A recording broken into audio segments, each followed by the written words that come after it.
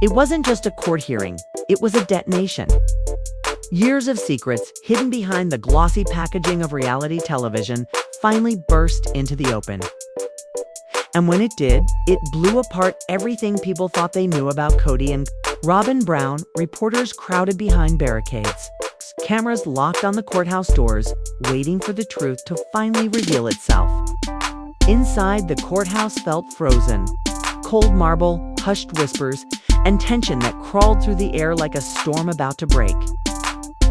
This wasn't about a custody battle or filming another episode.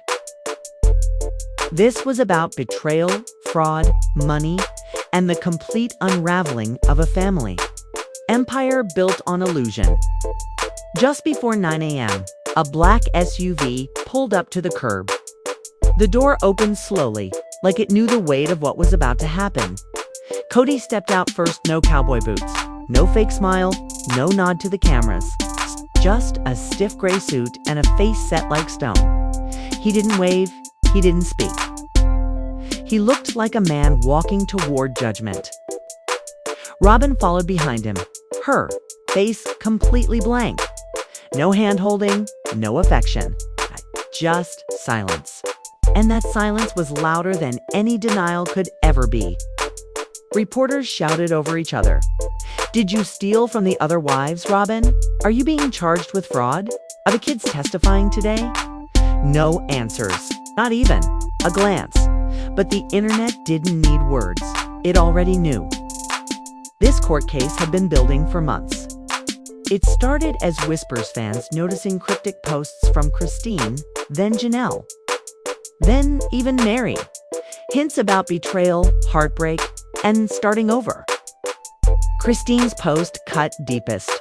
Sometimes the truth hurts more when it comes from those you trusted the most. And then came the bombshells claims that Kody and Robyn had quietly funneled family money into private accounts, disguised as emergency funds, hidden from the rest of the family. The timing was suspicious. Right after Christine left, the transfers began. Right after the family fractured, the hoarding started. Lawyers for Christine and Janelle demanded a forensic audit. They wanted answers. Where had the money gone? Who had access? And why were millions missing? Back in the early days of Sister Wives, the Browns claimed to function as one big, chaotic but united family. All income went into one pot. TLC checks, book sales, merchandise, even side businesses. That money was supposed to fund everything: food, rent, medical care, education, birthdays. But once Robyn became Kody's only legal wife in 2014, everything started to shift. Her name on legal documents gave her control life insurance, financial decisions, and access to family funds the others couldn't touch. Court documents accused Kody and Robyn of secretly moving over $2 million between 2016 and 2022 into private LLCs, hidden trusts, and accounts only they could access. Money meant for all the wives, for all the children, was allegedly used to buy luxury furniture, pay private school tuition for Robyn's children, and purchase real estate while the rest of the family was told they were broke. By the time Janelle and Christine tried to act, the money was gone. The courtroom was packed. Reporters, attorneys, and even a few ex-family members sat shoulder to shoulder. And as opening arguments began, Kody and Robyn sat side by side, stone-faced, distant, untouchable. Their attorney claimed it was all just revenge, that bitter exes were using the legal system to settle old scores. But then the prosecution brought out Exhibit A, a financial record showing a $200,000 wire transfer directly from the family account to an account labeled Robyn Home Purchase. The courtroom gasped. More records followed. Receipts, screenshots, audio clips. Robyn allegedly used family credit cards to buy luxury handbags and designer furniture. Documents showed she signed authorizations in Christine's name documents. Christine swore she had never seen. A handwriting expert confirmed the signature was likely forged. Then came the moment the judge leaned forward and said, "If even half of this is true, we're not looking at miscommunication, we're looking at civil fraud." The most devastating blow came next. A never-aired clip from the final season of Sister Wives. In it, Kody says, "I didn't think I needed their permission to protect what matters. Robyn and I are doing what's best for this family." Then, the camera cuts to Janelle shaking her head, whispering, "He stopped caring about this family the moment it stopped being about Robyn." Social media exploded. Twitter, TikTok, and YouTube lit up with hashtags.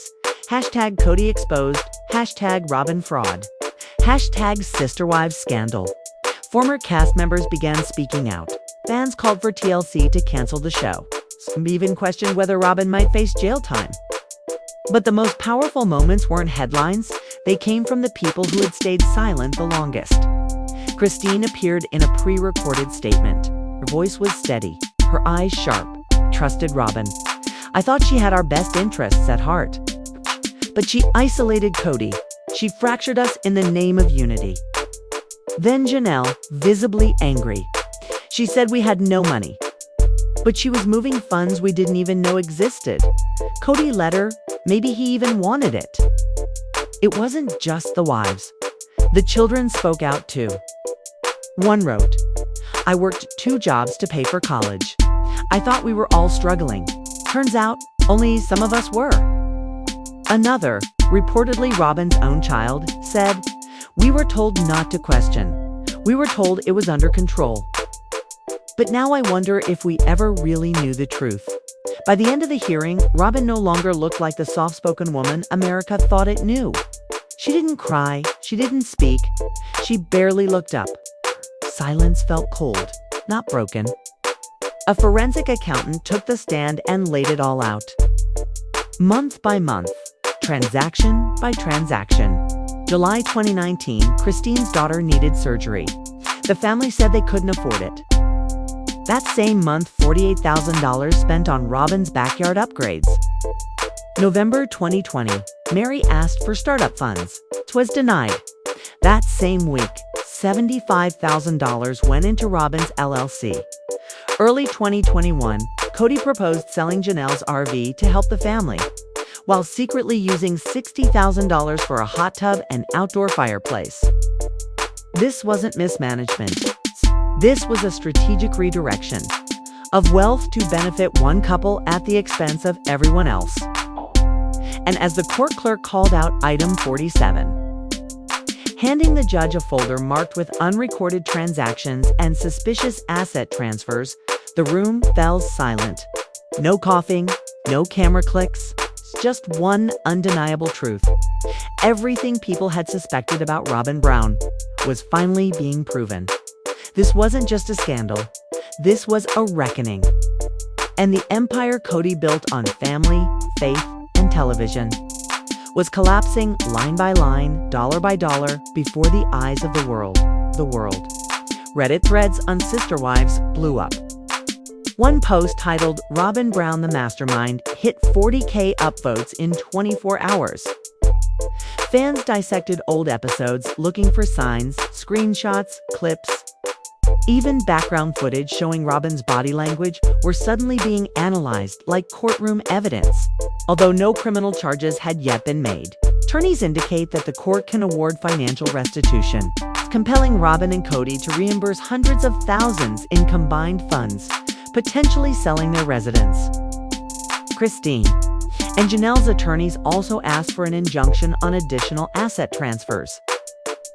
So Robyn's control over finances may be put on hold by the court until the matter is resolved. One attorney said because if it quacks like financial coercion and walks like financial coercion, it may well be fraud. At the end of the day, in court recess, Robyn strewed it out with her head down, shielded behind oversized sunglasses. Kody trailed behind, his expression unreadable yet visibly shaken. They did not talk to the media. They did not look back, but the public had more in store. And the court, they were just warming up. He was always the storm center. But on this day, Kody Brown wasn't merely losing his grip. It was coming apart before the eyes of the court. As the courtroom came to order after the dollars and cents bombshell fell regarding Robyn's supposed transgressions, everyone's eyes turned to the man at the center, Kody Brown. His name was more than just a scribble on TLC contracts. It was now synonymous with a complicated web of accusations, shattered relationships, and legal repercussions.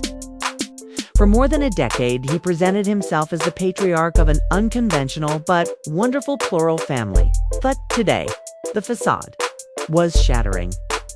Quickly, the judge rapped sharply with the gavel. "Mr. Brown," he stated firmly, "you may now reply to the charges." Kody rose, fidgeting with his tie. He seemed tense, agitated, and infuriated. He started quietly at first, voice low but tight. "Your Honor, with all due respect," Kody began, "this isn't a case about fraud. It's a case about hurt feelings and revenge." Gasps rippled through the courtroom.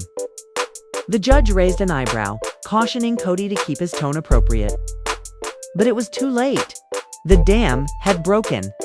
Kody's voice rose with every sentence, words slamming like waves against the courtroom walls.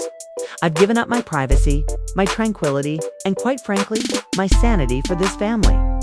I built a life with 4 women and 18 children, living under the constant scrutiny of the public eye. And now I'm being dragged through the filth for trying to defend what little we had left," reporters wrote furiously. Cameras outside caught muted yells. This wasn't a man reasonably explaining an accounting choice. This was a man coming apart live and uncut. The judge thumped the gavel once more. "Mr. Brown, watch your tone." But Kody refused to give in. His gaze scanned the courtroom, then settled on Christine and Janelle sitting behind their lawyers. "You both know what this is actually about. You split. You quit on our family. Now you want to rewrite history. You want to play the role of the villain for trying to keep things together." The courtroom fell silent. Janelle cast her eyes downward. Christine sat straight ahead, her face like a stone. For years, viewers had watched Kody try to maintain authority in a house full of conflict. Wives arguing, kids rebelling, finances spiraling. But in this moment, no editing, no cuts, no background music could soften what the world was seeing. A man no longer in control of his story. His lawyer tried to place a hand on his shoulder, urging him to sit. He refused. "Do you have any idea what no one discusses?" He bid out the pressure I was working under, the deceptions spoken about me and the press. The attempts I made to broker peace between my wives. Keep them together. Keep the show going. Keep the cash coming. So we all had plates of food in front of us. They didn't want plural marriage anymore. That's okay. But don't act like I manipulated anybody. I sacrificed things. We all made decisions. And now Robyn and I are being crucified for staying loyal. Once the tantrum was finally satiated, Kody's lawyers stepped in, presenting a meticulously phrased defense that offered a far different portrayal than the prosecution. 1. The miscommunication argument. His lawyer maintained that there were no written legal contracts signed by all wives regarding the management of finances. In a plural family configuration, she explained decisions tend to be verbal trusting. What the plaintiffs are trying to characterize as fraud was worst-case sloppy communication, not evil intent. The survival of the family claimed Kody's side, emphasized that the establishment of private accounts and LLCs wasn't about retaining riches, was about safeguarding the family amid its ruin. Christine leaving, and then Janelle leaving, the lawyer said, and Kody being told by financial planners to roll what he had left into something stable so there wouldn't be further turmoil. Robyn, as his legal wife, was the obvious companion for this endeavor. 3. The no criminal intent line. They asserted each transfer, each account, and each choice had its roots in legal and tax-advised decision-making.